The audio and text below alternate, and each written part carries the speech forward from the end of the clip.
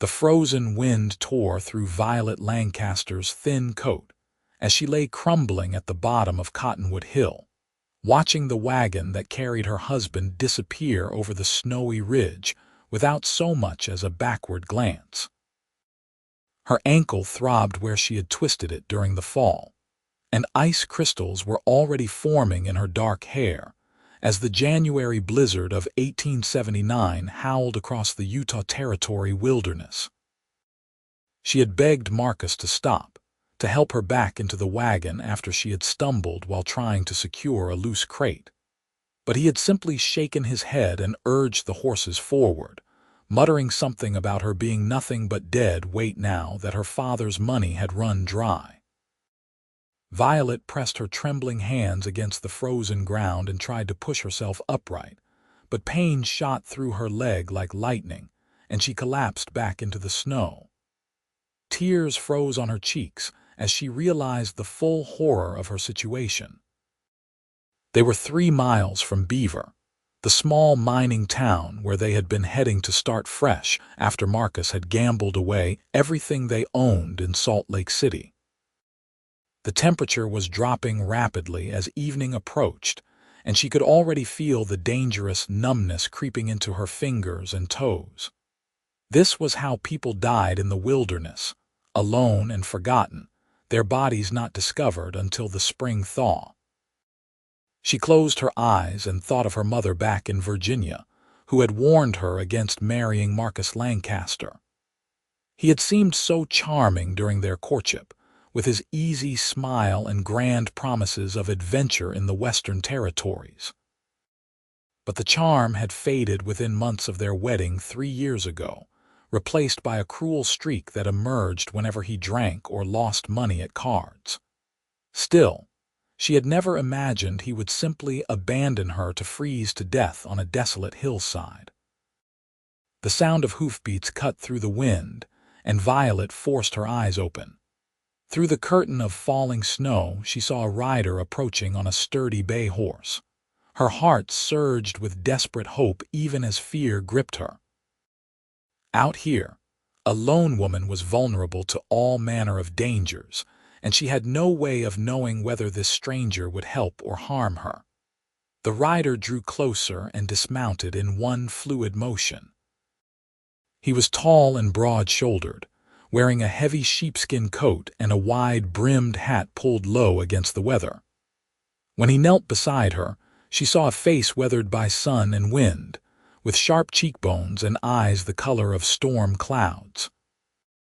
He appeared to be in his late 20s, perhaps 30 at most, with dark stubble covering his strong jaw. "Madam, what happened?" His voice was deep and urgent, cutting through her daze. "Can you move?" "My ankle," Violet managed through chattering teeth. "I fell, and my husband, he just left me here." Something dark flickered across the cowboy's face, but he simply nodded and began checking her injuries with practiced efficiency. "I am going to pick you up now.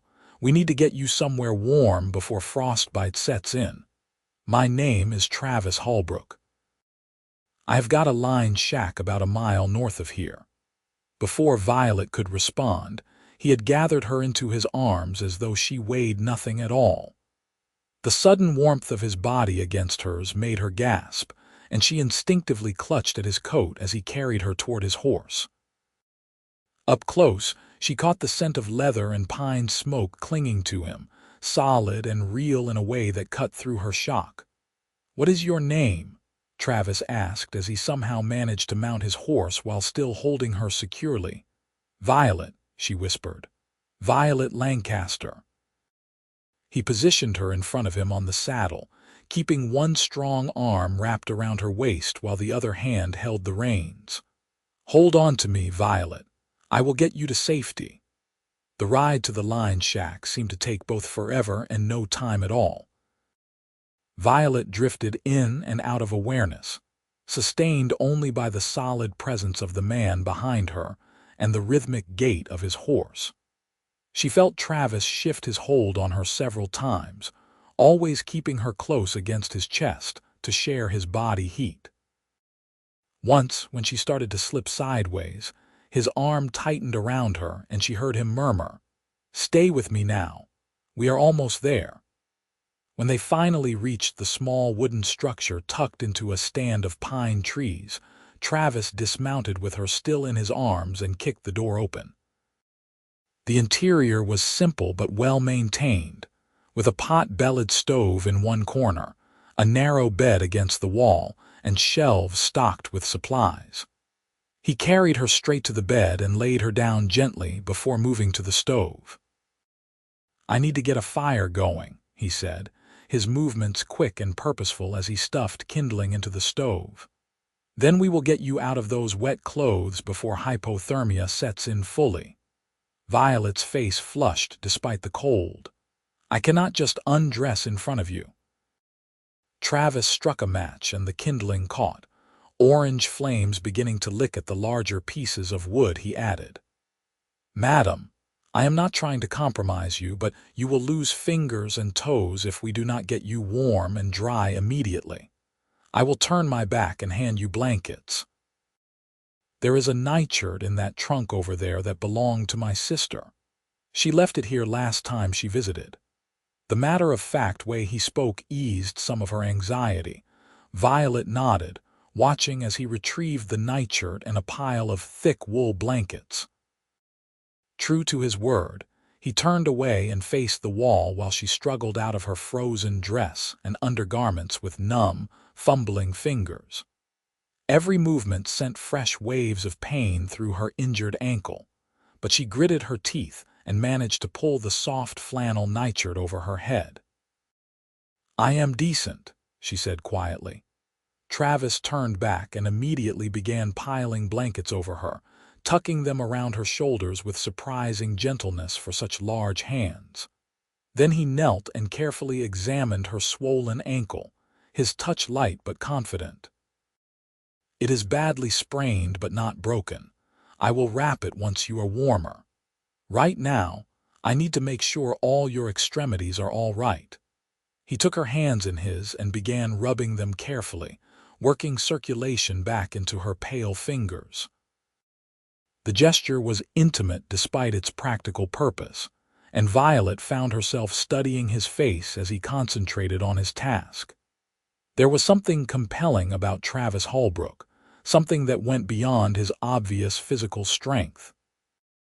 He had not hesitated to help her, had not demanded explanations or payment, had simply done what needed to be done. "Why did you come along that road?" she asked softly. "If you had not found me." "I was checking the fence lines before the worst of this storm hits," Travis replied, moving his attention to her other hand.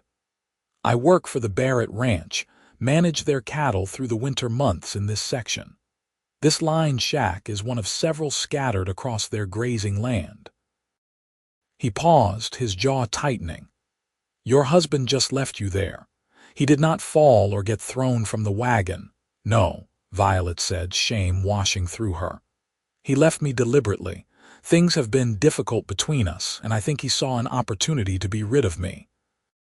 Travis's eyes met hers, and she saw anger burning in their gray depths. "That is not a man. That is a coward who does not deserve to draw breath."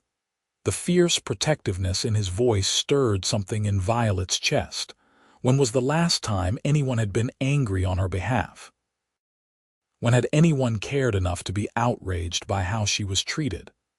Certainly not Marcus, who had spent their entire marriage making her feel like an inconvenience he had to tolerate. Over the next hour, Travis tended to her with the same focused care. He wrapped her ankle in strips of cloth, brought her hot coffee from a pot he had started on the stove, and even heated up a simple stew from his supplies. Violet sat wrapped in her cocoon of blankets and watched him move around the small space, noting the easy competence in everything he did. This was a man comfortable in his own skin, someone who knew exactly who he was and what he stood for. "You should eat," Travis said, handing her a bowl of the stew. "You need to rebuild your strength." Violet accepted the bowl gratefully, the warmth seeping into her hands. "You have been very kind to me. I do not know how I will ever repay you." "No repayment needed." Travis settled into the single wooden chair, his own bowl in hand. "Out here we help each other. It is just what you do." He took a bite of stew, then fixed her with a steady gaze. "What were you and your husband doing out in this weather anyway? That road does not lead anywhere except to Beaver, and that is still a fair distance." "We were heading there," Violet explained, grateful for the food warming her from the inside. "Marcus heard there might be work in the mines. We have been drifting from town to town for the past year, ever since he lost his job as a clerk in Salt Lake City." "And he gambled away your savings," Travis said, not as a question but as a statement of fact. Violet nodded, unable to meet his eyes. "I should have left him long ago. My family warned me, but I thought I could make the marriage work. I thought if I just tried harder, was more patient, he would change." "A woman should not have to earn decent treatment," Travis said quietly. "That should be freely given." His words settled over her like a balm, soothing wounds she had not fully acknowledged were there. They ate in comfortable silence for a while, listening to the wind howl outside and the fire crackle in the stove. Despite the circumstances, Violet felt safer than she had in years. "The storm is getting worse," Travis said eventually, moving to the window. "I will need to bring my horse, Ranger, into the lean-to attached to the shack and make sure he is settled for the night. You rest. We will figure out what to do come morning." After he had gone outside, Violet lay back against the thin pillow and tried to process everything that had happened. Just hours ago, she had been trapped in a miserable marriage, following a man who viewed her as little more than property.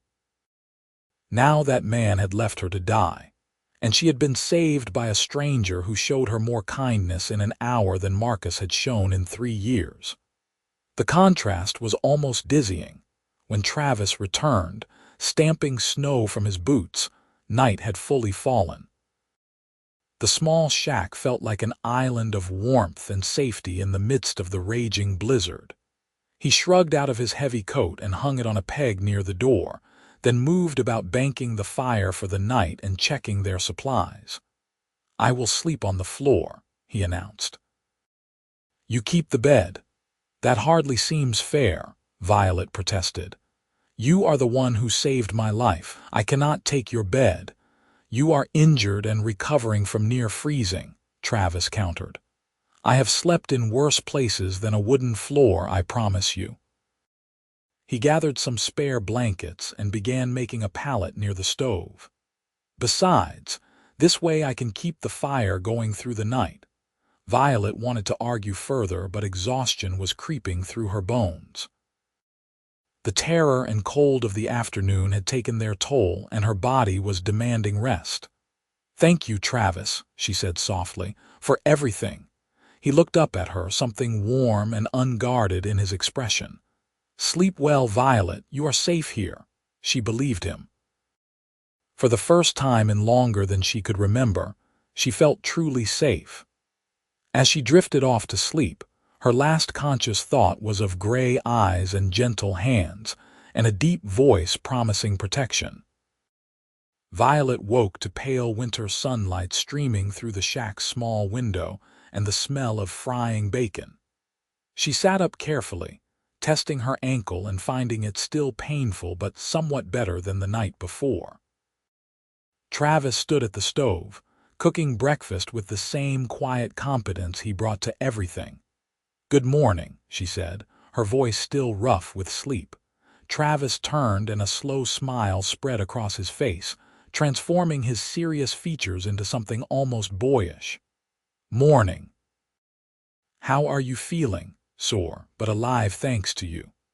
Violet pulled the blankets more tightly around her shoulders. "Is the storm over?" "Mostly. Still some snow falling, but nothing like last night." He brought her a plate of bacon and fried cornbread, along with another cup of hot coffee. "I have been thinking about what we should do. Beaver is still the closest town, about 4 miles from here if we cut across country. Your husband was heading there, so he might still be around. A chill that had nothing to do with temperature ran through Violet. I do not want to see him again. I figured as much, Travis said gently. But you will need to make some decisions about your situation. Whether to try to find him, whether to leave him, what you want to do next. The weight of those decisions pressed down on Violet like a physical force.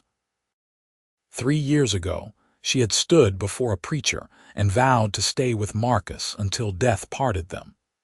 But surely his abandonment of her in the snow constituted a breaking of those vows. And even if the law did not see it that way, could she really go back to a man who had tried to kill her? I want to leave him, she said firmly. But I have no money, no family out here, nowhere to go. I am completely dependent on whatever charity I can find. Travis settled into his chair with his own breakfast. The Barrett Ranch where I work, they are always looking for help at the main house. The owner, Mrs. Barrett, she is a widow who runs the operation with her 2 sons. They could use someone to help with cooking and mending and such. It would not be much, but you would have room and board and a wage. Hope flickered in Violet's chest. You think she would really hire me? A married woman who left her husband. I think Mrs. Barrett would hire someone who survived being abandoned in a blizzard by a no-good coward, Travis corrected. She is a practical woman who values hard work and good character. Let me take you there, let her meet you. The rest will sort itself out. Why are you doing this? Violet asked, studying his face. You have already done so much for me. Why keep helping? Travis was quiet for a long moment, his gray eyes searching hers. Because when I saw you lying there in the snow, something in me just knew I could not ride on. And then, when you told me your husband left you deliberately, I got angry in a way I have not felt in a long time. You deserve better than that, Violet. You deserve to have someone in your corner. The sincerity in his voice made tears prick at Violet's eyes. I do not even know you, but you have shown me more compassion than my own husband ever did. Then he was a fool, Travis said simply. They finished breakfast, and then Travis helped Violet back into her dress, which he had dried by the fire overnight. Her ankle was still too swollen for her boot, so he wrapped it carefully in extra cloth, and then once again lifted her into his arms to carry her outside. The world had been transformed by the storm. Snow lay thick over everything, turning the landscape into a pristine white wilderness broken only by dark stands of pine and the bare branches of cottonwoods. Travis's horse, Ranger, waited patiently by the lean-to, his breath steaming in the cold air. The ride to the Barrett Ranch took about 2 hours, with Travis pointing out various landmarks and telling Violet stories about the area. She learned that he had come to Utah Territory 5 years ago from Texas, following work and looking for a fresh start after the war had torn up everything he knew. He had worked various jobs before finding a place with the Barretts, and he spoke of them with obvious affection and respect. John Barrett was one of the first ranchers in this area, Travis explained as they rode. He died about 3 years back, left the operation to his wife Margaret and their boys, Thomas and James. It has not been easy for them, keeping the ranch going without him, but Margaret is tough as nails. When they finally crested a ridge and looked down into a broad valley, Violet caught her breath. The Barrett Ranch spread out below them, a collection of sturdy buildings including a large 2-story house, several barns, and numerous corrals and outbuildings.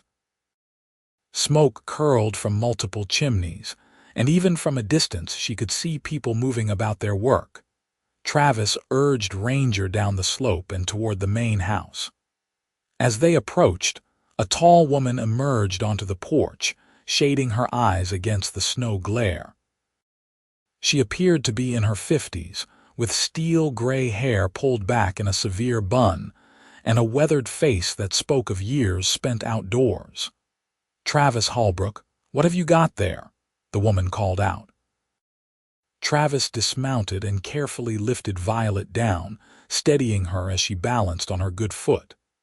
"Mrs. Barrett, this is Violet Lancaster. I found her yesterday at the bottom of Cottonwood Hill, abandoned by her husband in the storm. She has a badly sprained ankle and nowhere to go." Margaret Barrett came down the porch steps, her sharp eyes taking in every detail of Violet's appearance. "Abandoned, you say? In that blizzard?" "Yes, madam," Violet said, lifting her chin despite her bedraggled state. "He left me there deliberately after I fell from the wagon." "What kind of man does such a thing?" Margaret's voice was hard as iron. "Come inside, child. You look half frozen still." She turned to Travis. "Bring her into the parlor. I will get some hot tea going." The interior of the Barrett house was warm and welcoming, with well-worn furniture and colorful quilts draped over chairs and sofas. Travis carried Violet to a comfortable armchair near the fireplace and carefully set her down. Margaret bustled about, calling for her sons and setting a kettle on to boil. Two young men appeared in the doorway, clearly brothers with their shared sandy hair and blue eyes.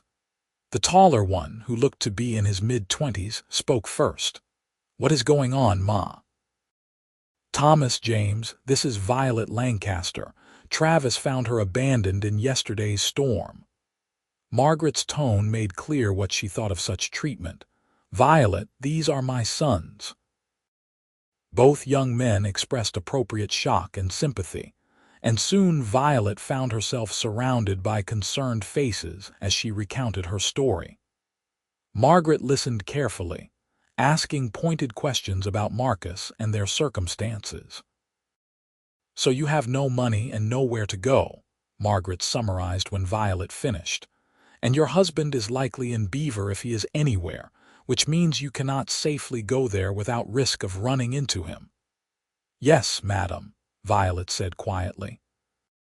"I know I am asking a great deal, but Travis thought you might have worked for me here at the ranch. I am a hard worker. I can cook and clean and sew. I will do whatever is needed." Margaret exchanged a long look with her sons, some unspoken communication passing between them. Finally, she nodded decisively. "We do need help around the house. God knows I could use an extra pair of hands with all the work that needs doing. But I will be plain with you, girl. You are still legally married, and that could cause complications. If your husband comes looking for you, I cannot stop him from taking you." "I understand," Violet said, though the thought made her stomach clench with fear. "But I am willing to take that risk. I cannot go back to him, not after what he did." "Then it is settled," Margaret declared. "You will stay here and work for your room and board plus a small wage. We will set you up in the spare room off the kitchen. Travis, help her get settled, will you? Thomas, ride into Beaver and see if you can find out whether this Marcus Lancaster is still in town. I want to know what we are dealing with." The next few weeks passed in a blur of work and healing. Violet's ankle slowly improved, and as it did, she threw herself into her new duties. She cooked meals for the Barrett family and the ranch hands, mended clothes, cleaned the house, and helped Margaret with the endless tasks required to keep the operation running smoothly. The work was hard but satisfying in a way her life with Marcus had never been.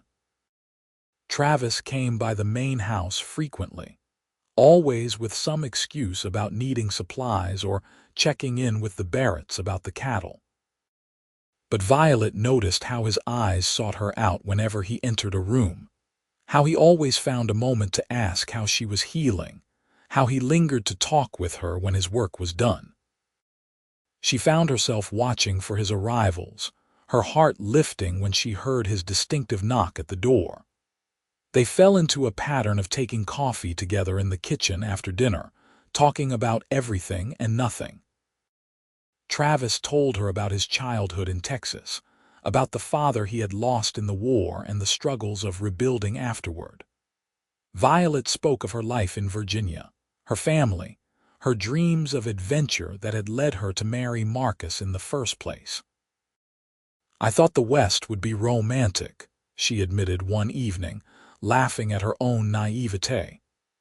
"I thought it would be thrilling, riding off into the sunset with a handsome man. And instead you got hard work, dust, and a husband who turned out to be less than worthless," Travis said with a rueful smile. "Well, the hard work and dust are not so bad," Violet said softly. "And I did meet a good man eventually, just not the one I married."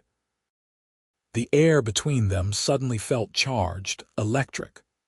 Travis reached across the table and took her hand, his calloused palm warm against hers. "Violet, I know your situation is complicated, but I want you to know that I care about you. These past weeks, getting to know you, watching you heal and grow stronger, it has meant everything to me." Violet's breath caught. "Travis, I feel the same way, but I am still married, and even though Marcus tried to kill me, the law might not see it that way. I do not want to cause problems for you or the Barretts." "Let me worry about that," Travis said firmly. "Right now, I just want you to know that you have got someone in your corner. Whatever happens, I am not going anywhere." The warmth that flooded through Violet had nothing to do with the kitchen fire. She squeezed his hand, unable to find words for the emotions swirling in her chest. For the first time in years, she felt like she had a future worth looking forward to. Thomas Barrett returned from his regular trips to Beaver with news. Marcus Lancaster had indeed been in town, but he had quickly moved on after losing what little money he had at the poker tables. No one seemed to know where he had gone, and he had not asked about his wife. "It is like you do not exist to him," Thomas reported to Violet one evening. "I asked around careful-like, and nobody remembers him seeming worried about anything except his next drink and his next game." The information should have hurt, but instead Violet felt only relief. If Marcus had moved on, if he truly did not care what had become of her, then perhaps she could build a new life without constantly looking over her shoulder. As winter slowly gave way to early spring, Violet found herself falling more deeply in love with Travis. It was different from what she had felt for Marcus, deeper and more real. Travis never made promises he could not keep. He never asked her to be anything other than herself. He respected her opinions, valued her thoughts, and treated her like an equal partner in their growing relationship. They stole moments together whenever they could, walking along the creek that ran through the Barrett property, talking and laughing and simply being together. Travis taught her to ride properly, patiently coaching her through her nervousness until she could handle a gentle mare with confidence. Violet showed him the quilt she was making, a complex pattern of stars that she worked on in the evenings. "It is beautiful," Travis said, running his fingers over the careful stitches. "You are so talented." "My mother taught me," Violet explained. "It was one of the things we did together, just her and me. I have missed that closeness." Travis pulled her close, wrapping his arms around her. "You are not alone anymore, Violet. You have got me and you have got the Barretts. You have got a whole family here who cares about you." Violet leaned into his embrace, feeling the solid strength of him surrounding her. "I love you, Travis," she whispered. "I know I should not. I know it is complicated, but I cannot help it. I love you." "I love you too," Travis said, his voice rough with emotion.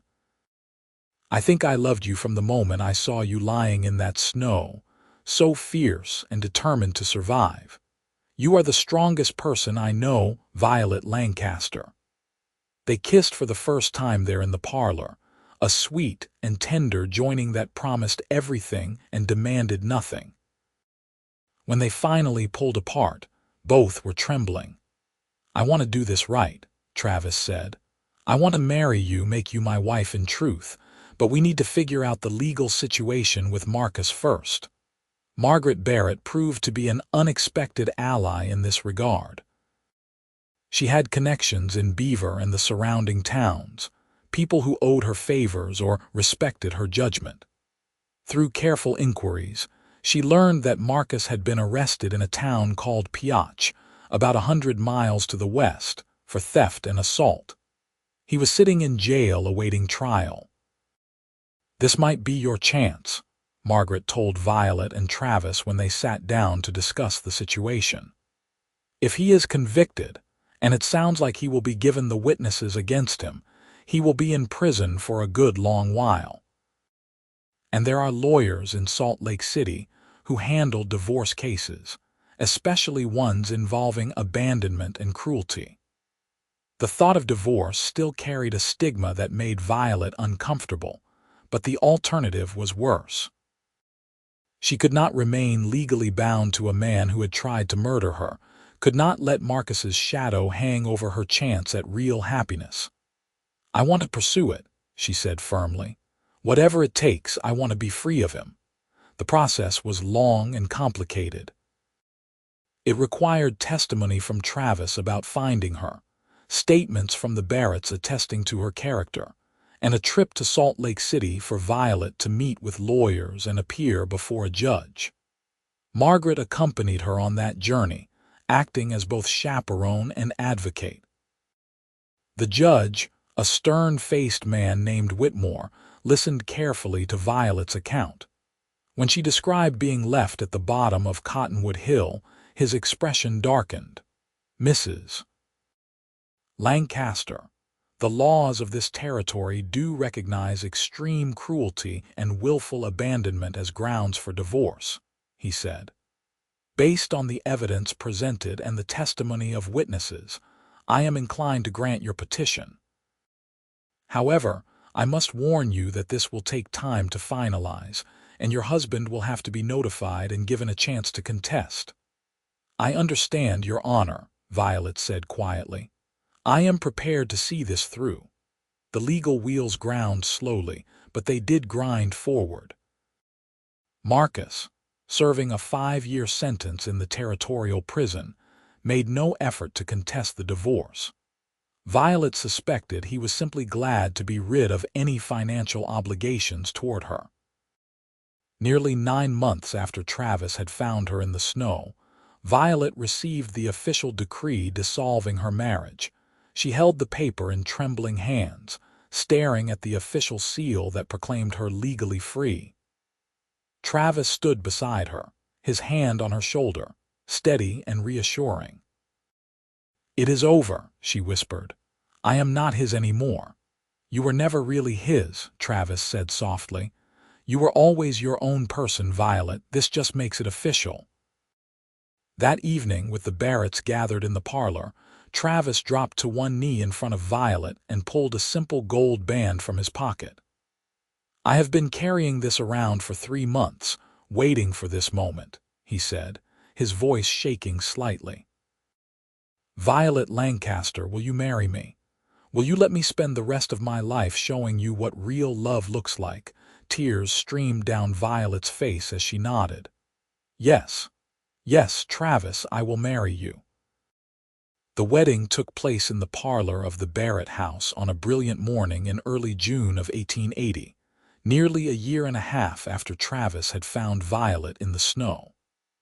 Margaret had helped Violet make a simple but elegant dress from pale blue fabric, and Violet wore wildflowers in her hair. Travis wore his best suit, his dark hair neatly combed and his gray eyes shining with joy. The local minister performed the ceremony with Thomas and James Barrett serving as witnesses. When Travis slipped the ring onto Violet's finger and the minister pronounced them husband and wife, the kiss they shared was full of promise and hope. "I love you, Mrs. Holbrook," Travis murmured against her lips. "I love you too," Violet whispered back. "Thank you for finding me." "I will always find you," Travis promised. "No matter what."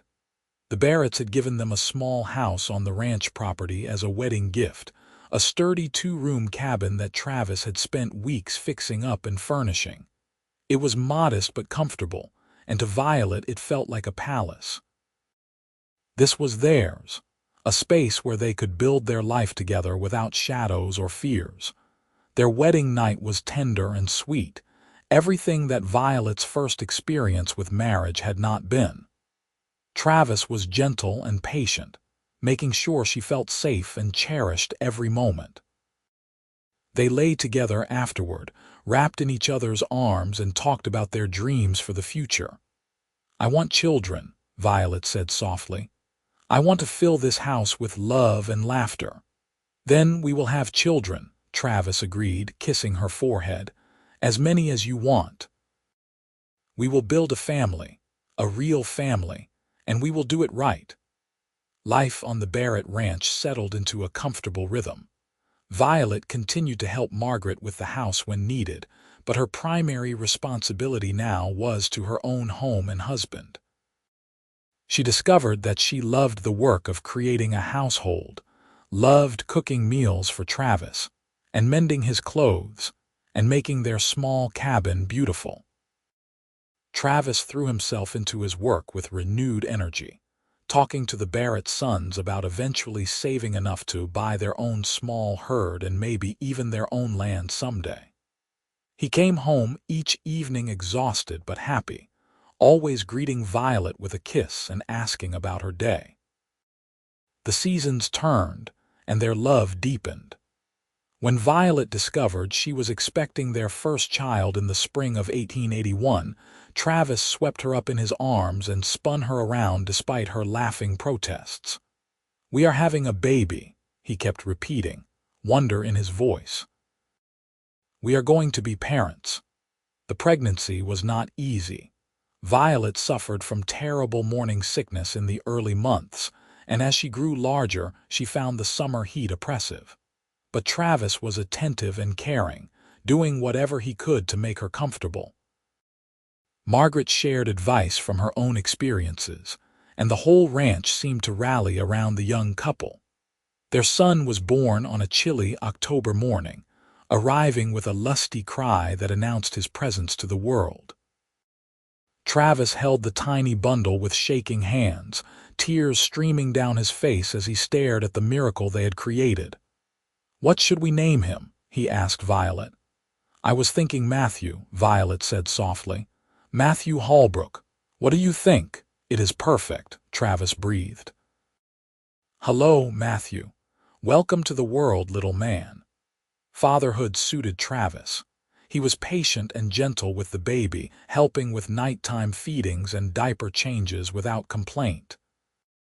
Violet watched him cradle their son and sing soft lullabies in his deep voice, and her heart swelled with love for this man who had saved her life and given her everything she had ever dreamed of. As Matthew grew from infant to toddler, Violet discovered she was expecting again. Their daughter, Grace, was born in the summer of 1883, a tiny thing with Travis's gray eyes and Violet's dark hair. Now their little cabin rang with the sounds of children playing, and Violet could not imagine being happier. The years flowed by in a cascade of ordinary moments that meant everything. First steps and first words, skinned knees and childhood illnesses, laughter and tears and endless loads of laundry. Travis was promoted to foreman of the Barrett Ranch, a testament to his hard work and loyalty. They saved money carefully, still dreaming of their own land someday. When Matthew was 7 and Grace was 5, Travis came home one evening with barely contained excitement on his face. "The Henderson place is going up for sale," he told Violet. 200 acres with a good water source and grazing land.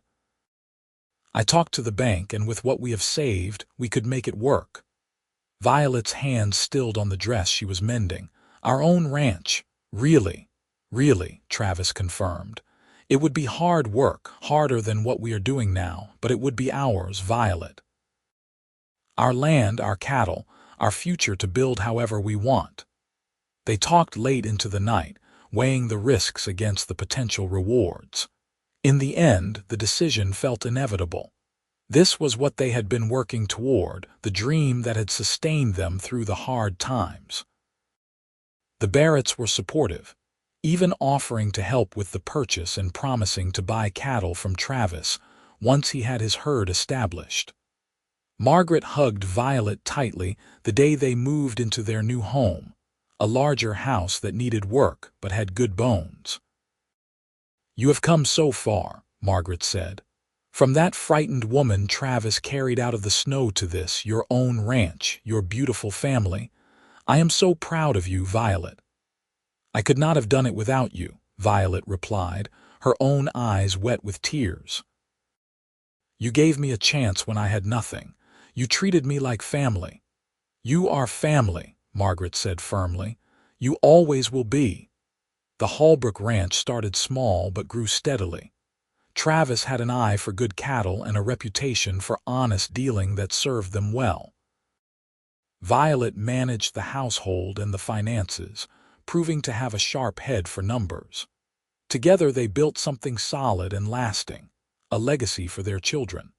More children came, another son named Daniel and then twin girls, Clara and Catherine. Their home was noisy and chaotic and full of love, everything Violet had dreamed of during those dark years with Marcus. She looked at her life now and could hardly recognize the woman she had been, broken and desperate at the bottom of a frozen hill. On a snowy January evening in 1895, Violet stood on the porch of their ranch house and watched the sun set over the mountains. 16 years had passed since Travis had found her, 16 years of building a life together.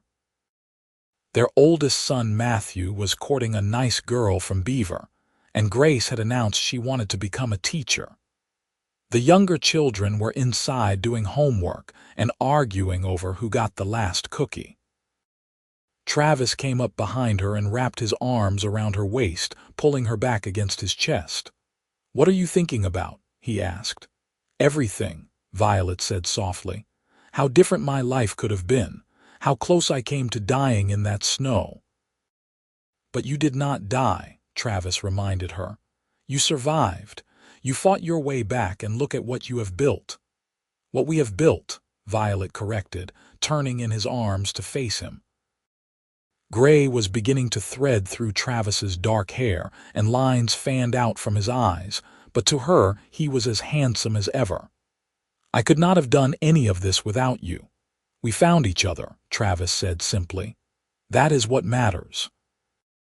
Out of all the trails I could have ridden that day, all the choices I could have made, somehow I ended up exactly where I needed to be to find you.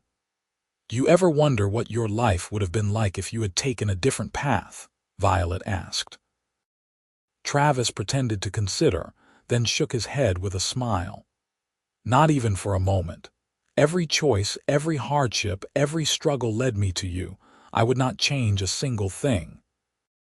They kissed there on the porch as snow began to fall, soft and gentle, nothing like the blizzard that had nearly killed Violet so many years ago.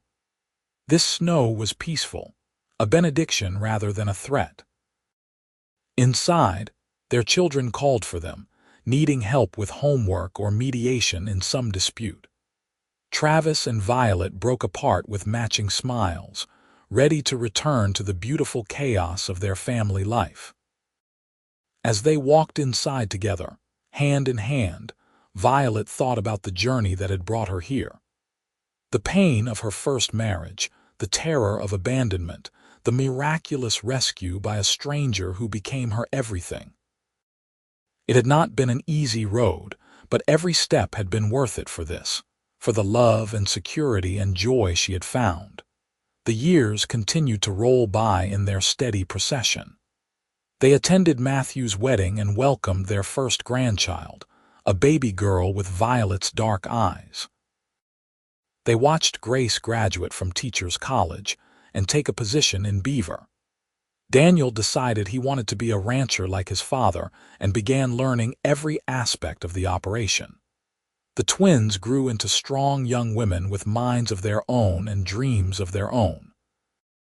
Through it all, Travis and Violet remained each other's anchor and safe harbor.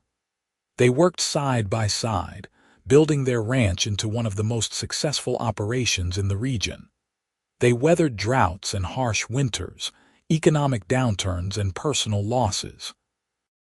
When Travis's sister died unexpectedly, leaving behind 3 young children, they welcomed those children into their home without hesitation, raising them alongside their own. They had disagreements and difficulties like any couple, but they had learned from Violet's first marriage what not to do. They talked through their problems, respected each other's opinions, and never let the sun set on their anger. The foundation of trust and love they had built was unshakable. On their 20th wedding anniversary in 1900, Travis gave Violet a beautiful locket with pictures of their 5 children inside. "I want you to know," he said, as he fastened it around her neck, "that every single day with you has been a gift. You are the best thing that ever happened to me, Violet Holbrook." Violet touched the locket, feeling its weight against her heart. "I never thought I could be this happy," she admitted. "After everything with Marcus, I thought I was broken, that I would never be able to trust or love again. But you showed me I was wrong. You showed me what real love looks like." "You were never broken," Travis said firmly. "Wounded, yes, but not broken. You are the strongest person I have ever known, and I am honored to be your husband." They hosted a large celebration at the ranch, inviting friends and neighbors and family from across the territory. The Barretts came, older now but still vital, still running their own operation with the help of Thomas and James. There was food and music and dancing, laughter and storytelling that went late into the night, as Violet danced with Travis under strings of lanterns. Surrounded by everyone they loved, she felt overwhelmingly grateful for the journey that had brought her here.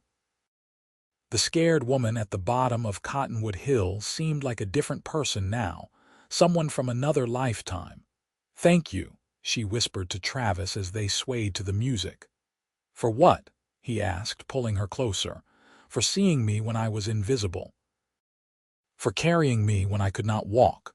For loving me when I did not think I deserved to be loved." Violet looked up at him, this man who had saved her in every way a person could be saved, for giving me a life beyond anything I ever imagined. Travis kissed her forehead, her cheeks, finally her lips. "I would find you again in 100 lifetimes," he promised. "I would always stop, always pick you up, always bring you home." The music swirled around them, and the stars wheeled overhead, and Violet knew with absolute certainty that she was exactly where she was meant to be. The frozen hill where her old life had ended was far behind her now, transformed from a place of death and despair into the birthplace of something beautiful. She had been lost, abandoned, left to die in the snow. But a cowboy had found her and carried her not just up a hill but into a whole new life, a life filled with love and purpose and belonging. Together they had built something lasting, something precious, a testament to the power of second chances and the redemption that comes from choosing to help someone in need. As the celebration continued around them, as their children and grandchildren laughed and danced and created new memories, Violet silently thanked the twist of fate that had sent Travis Holbrook along that particular road on that frozen January day. He had saved her life, but more than that, he had given her a reason to live, a future to believe in, and a love that would sustain her for all their remaining days. They grew old together on their ranch, watching their children build lives of their own and their grandchildren grow tall and strong. When aches and pains made ranch work difficult, they hired help but stayed involved in the operation they had built from nothing. They sat together on their porch in the evenings, holding hands and watching the sun paint the mountains gold and pink, content in the companionship of shared decades. Travis died peacefully in his sleep at the age of 78, with Violet beside him holding his hand. His last words were, "I love you, my Violet. Thank you for saying yes." Violet lived another 5 years after Travis's passing, surrounded by the family they had created and the legacy they had built together. On the day she died, her children and grandchildren and great-grandchildren gathered around her bed, and she smiled at them all with profound peace. "I had a good life," she told them. "Your grandfather gave me the greatest gift when he stopped to help a stranger. Remember that. Remember to be kind, to help people when they need it, because you never know how one act of compassion might change everything." Those were her final words, her lasting wisdom passed down to the generations that followed. She was buried next to Travis on a hill overlooking the ranch they had built, their headstones standing side by side as they had stood in life. Their story became family legend, told and retold to children and grandchildren. The tale of how a cowboy found a woman at the bottom of a frozen hill and carried her up into a new life. It was a story about survival and second chances, about the transformative power of love and kindness, about choosing to help even when it would be easier to ride on by. The Holbrook Ranch continued for generations, always remembered as the place where two people who had been lost found each other and built something beautiful from the wreckage of their past. And on cold winter nights when snow fell soft and gentle over the Utah mountains, people said you could still feel the love that Travis and Violet had shared, a warmth that defied even the deepest freeze. Their love story had started in the most desperate of circumstances, with abandonment and betrayal and near death. But it had transformed into something luminous and eternal, proof that from the darkest moments can come the brightest light. Travis had carried Violet up that frozen hill, but together they had climbed even higher, reaching peaks of joy and fulfillment that neither had dared dream possible in that first desperate encounter. In the end, theirs was a love that conquered everything that tried to break it, a love that built families and ranches and futures, a love that proved the simple truth that sometimes the most important thing you can do is stop when someone needs help, reach out your hand, and refuse to let them face their darkness alone.